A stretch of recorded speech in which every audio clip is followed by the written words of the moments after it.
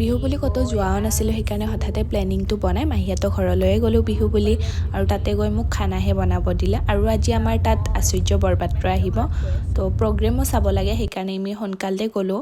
আৰু গৈ পিনে মই তাতে খানা বনালোঁ, খানা মানে কি মই পনীৰখিনি বনালোঁ আৰু আহি পিনে আচুৰ্য বৰপাত্ৰৰ প্ৰগ্ৰেম চাব গ'লোঁ। আমাৰ তাতে আঞ্চলিক বিহুত আহিছিলে, তো প্ৰগ্ৰেম চাই বহুত ভাল লাগিলে বাৰু। আজি ইমান ভইচ অভাৰ দি নাথাকোঁ, আপোনালোকে অকণমান মোৰ মিনি ব্লগতে প্ৰগ্ৰেম চাই লওক। লাইটবোৰ কমাই দিওঁ অলপ।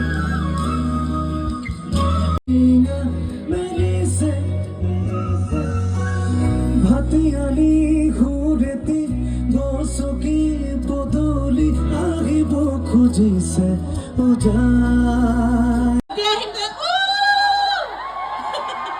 এইটো কৰিম ন? এই কলি